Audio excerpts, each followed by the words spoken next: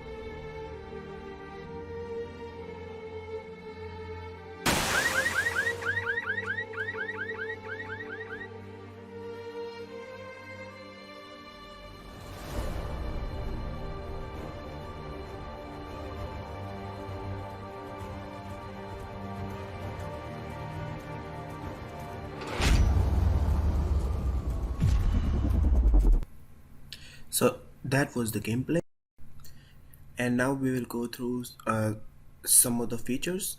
You guys will come to know how I worked on it and what was the logic behind the systems of the game. So let's get started. So because of the time constraints, we will talk about the 4 key features.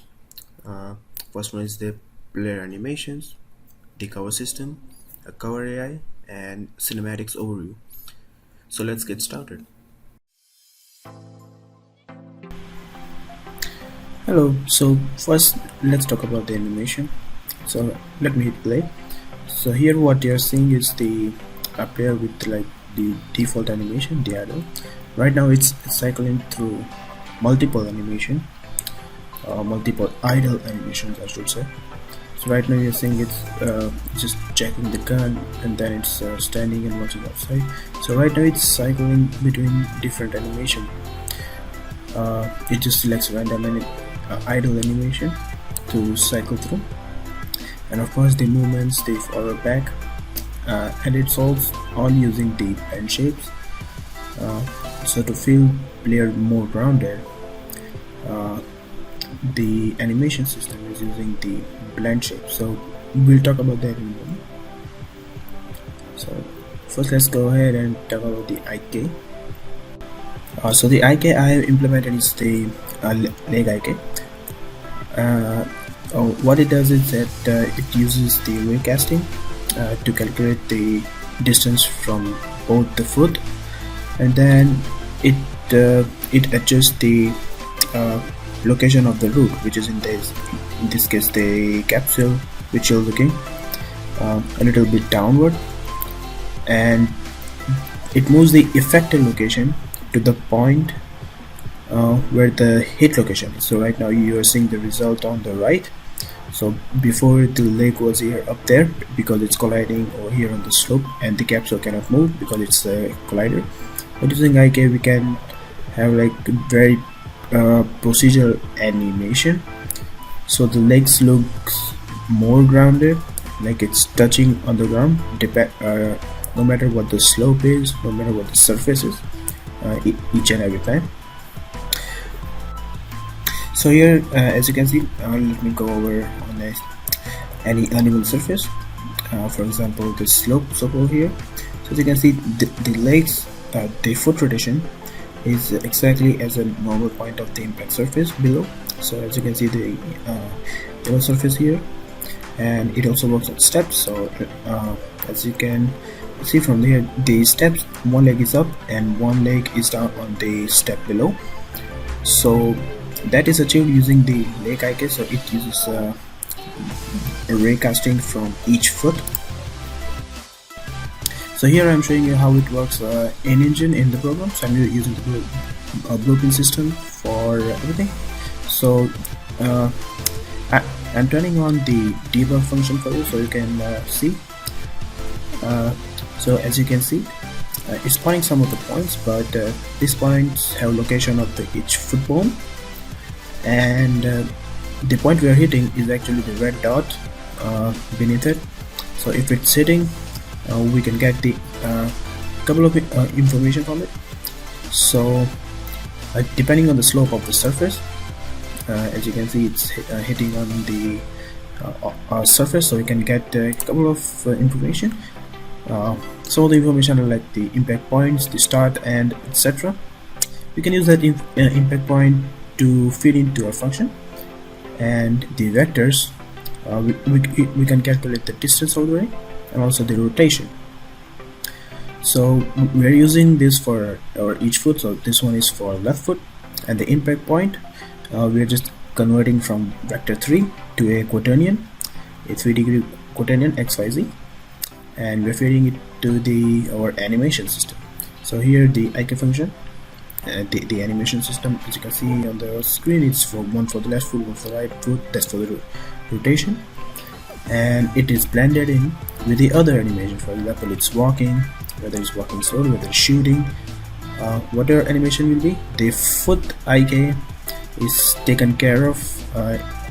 It's basically like a subsystem running below the animation cycle. So the nodes which you saw in the previous program are fed in here into the animation system. So here you can see the two bone IK, one for each bone. The difference being that the right side is multiplied by -1, and there is a effector location, which is nothing but the difference between the trace distance and the location of the player. So here you can debug the IK. So these are default values. So here if it's 0, but if I increase the value, the foot goes up and down. So because this is the 2 bone IK, which means the one thigh bone and one day bone below it, just before the foot bone, they can be manipulated devoid of the animation. Same thing we are using for the right leg, and that forms our IK. So let me talk about one more feature, which is called the bullet time. So when you enter bullet time, you get this cool jump animation, and what's unique about this animation is that it's actually a 360-degree blend shape. So as you can see, we can rotate in all 360 degrees without any interruption. It feels like it's like one complete blend shape or a continuous animation. So the way I have achieved it is that I'm using a single frame animation, and I'm targeting through a different blend shape. For example, for the base animation, I'm just using a preview animation. So let me show you. And here is the preview animation. So as you can see, it just contains only 0 frame, but this frame is only for reference. What happening is I'm blending between these 4 different animations, and let me show you the offset. Let me type in search the offset.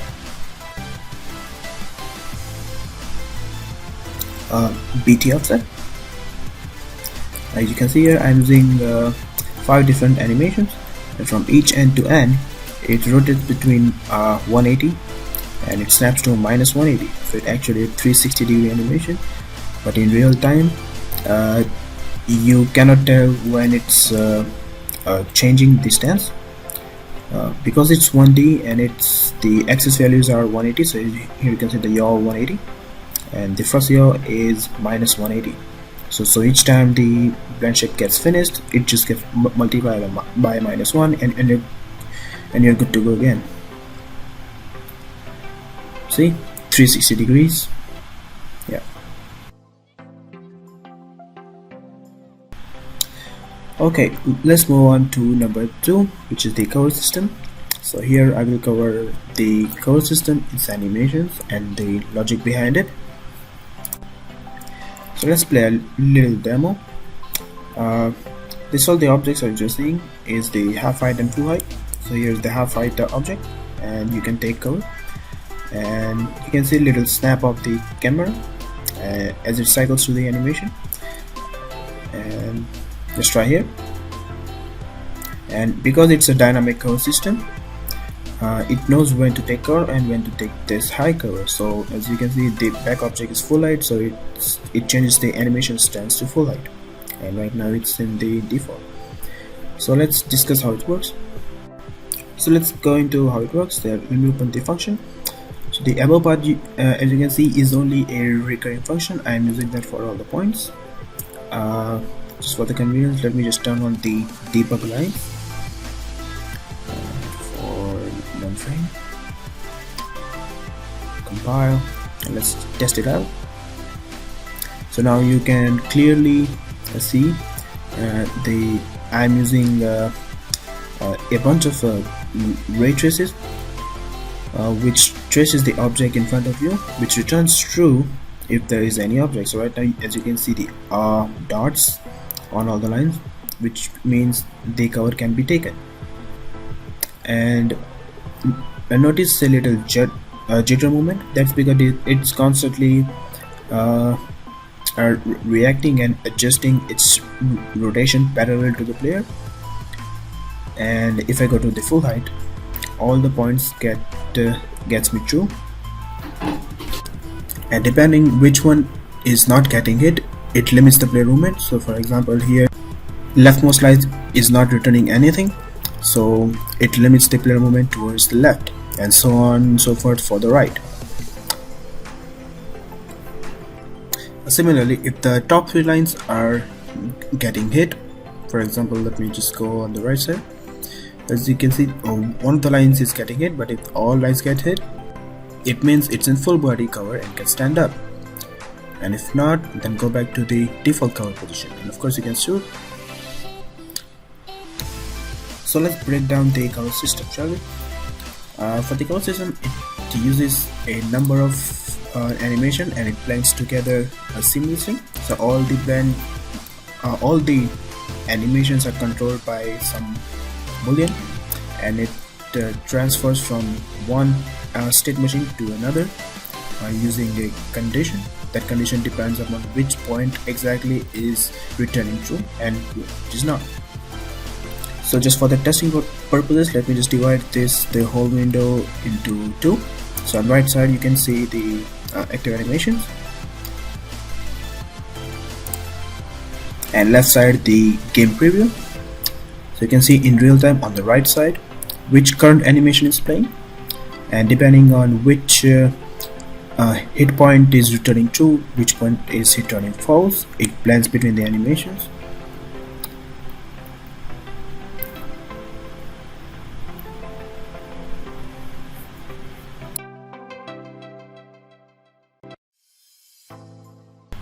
So now let's see what's happening on the program. So the topmost part is taking care of the line traces. So there are 8 different line traces, and all these are the red ones are the bowl, and the green ones are the float, which is effectively the distance from start to finish. And for the set cover type, it just needs two hit points, that is the center and the center top. So all these points are basically a recurring function, so it recurs every frame for each point. So it just uses one line trace by channel, and it outputs some variables. One is the hit point, one vector3 hit location, another float value which is the hit distance. And the starting point of the line trace is nothing but the placeholders. So let me show you in the viewport. You can see the white cubes. Those are of course hidden in the game, but you can see here those are the placeholders. And back to the function. So for start, it just gets the placeholder reference, gets its forward vector, and it multiplies with a float, and it adds up with the current location, and that's our start point. And ending is just multiplied by the float distance. And whether it's hit or no hit, it sets the value as a bool, and that's the brief of the cover function and how it works. Now the next point I want to discuss is the AI. So I have multiple types of AI.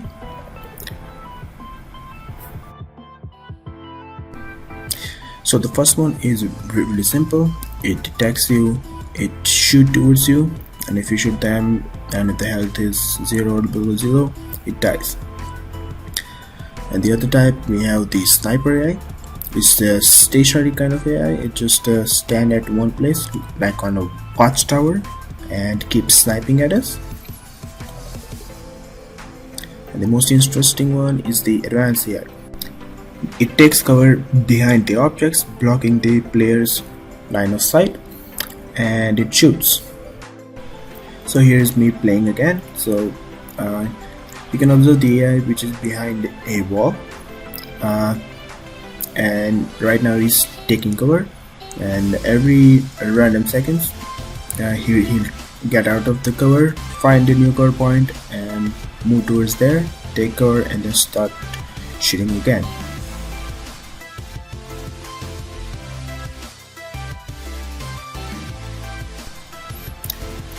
So the question is how the AI knows that I have to take cover behind a certain object, and then how it knows that that object is actually blocking the player line of sight so that he can take the advantage.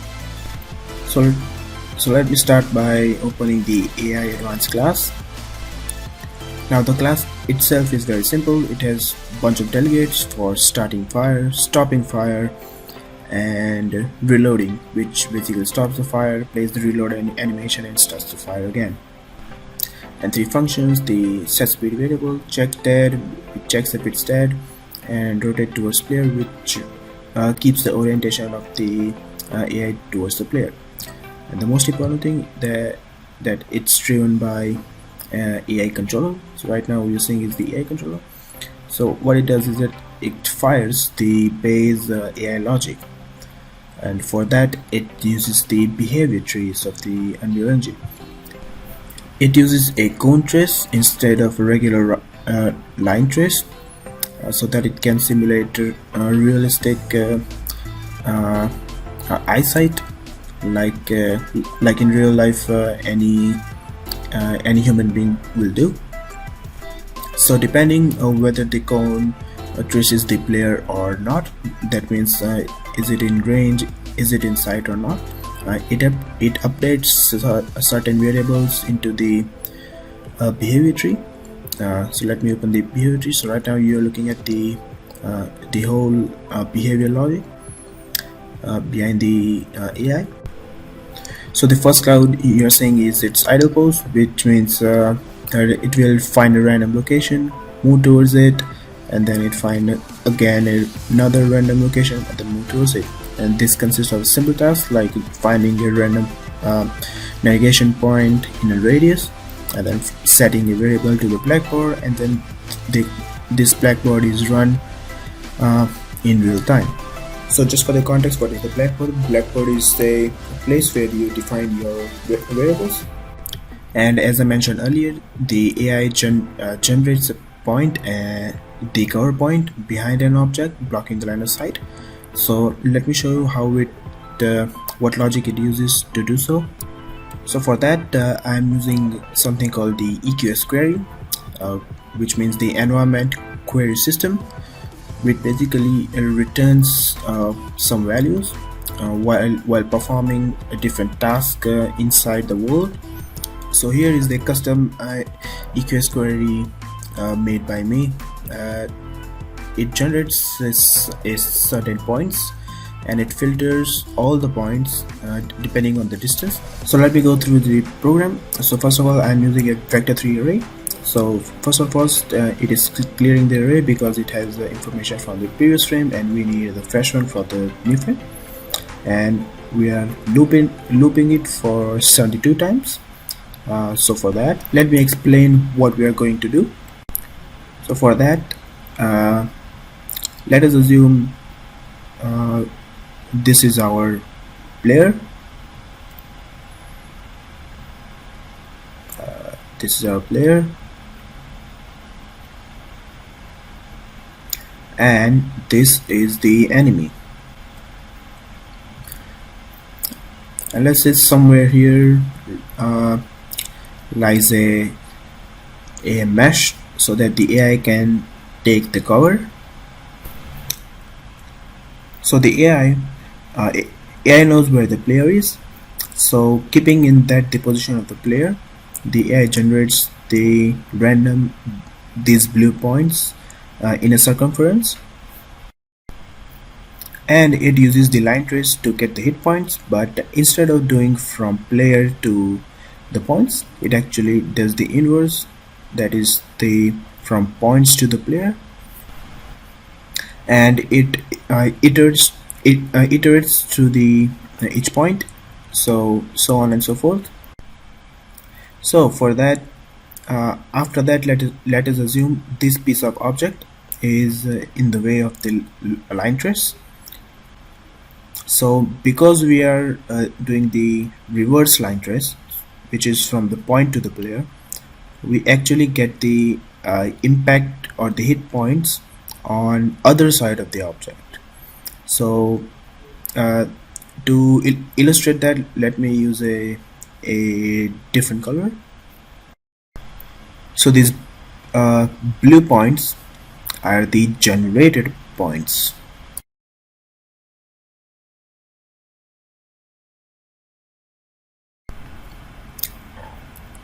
Okay, so let me show you how I actually implemented it in the program.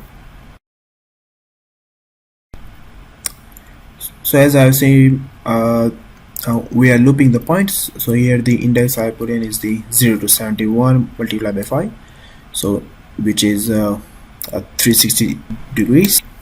The number basically represents the accuracy, so more the points, more the accuracy. So here I can lesser the accuracy, so divided by 2 is 36, so I can punch in 0 to 35 and multiply each term by 10, so that turned out to be 360.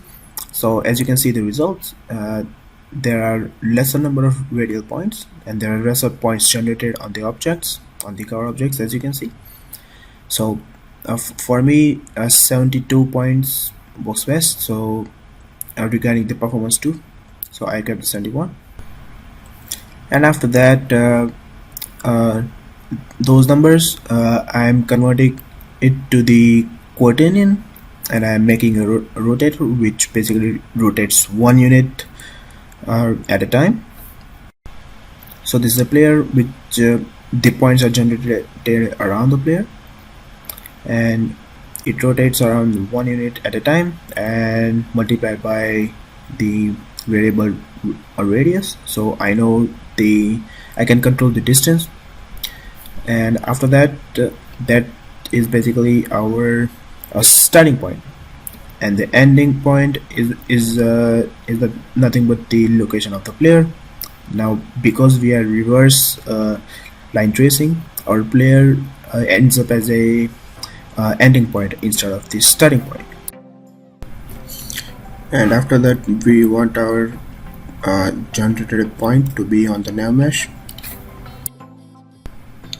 That's because now that we have our points, but those are not colliding with the nav mesh. So I'm doing a sphere cast like this, so it collides with the nav mesh, the green plane which you're seeing, and then we add these generated points to our array, and finally we feed it to the our behavior tree.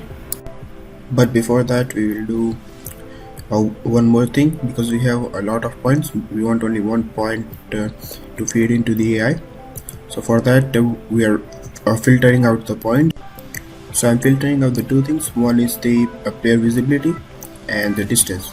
So player visibility is that this point should be out of line of sight of the player, and each point is more closer, so the AI moves to the closest point. And after running the EQS, we tell our AI to move towards it and get into cover. So it's the simple function I created. This calls in a navmesh.set destination as in Unity to move to the vector, set and filter by the blackboard. So when it gets finished, it returns success and the AI starts shooting. and if not, if the request is failed, this whole loop is traversed again. And after taking cover, it sets the variable is in cover and it starts shooting. Then it waits for 10 seconds and then it changes the cover, stops the shooting, and then starts shooting again. And there you go. Now we have an AI which has ability to shoot and also take cover.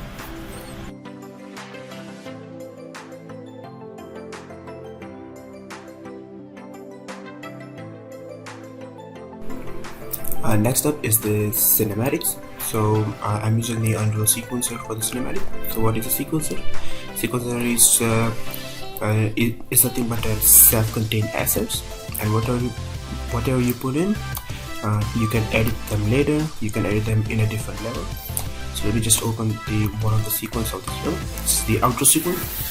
So here, and you can see it consists of multiple shots. So each shot is a self-contained asset. So whatever shots are animated, I can edit them together. I can do like first shot, I want to do second shot first and then the first shot. So I can just edit like a regular video, but instead it animates in the real time.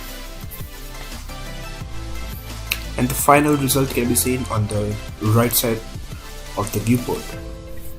For animating the objects in the viewport, I'm using a hand placed keyframe animation, and some of the animation I extracted from the Mixamo website and mix them together in the Maya.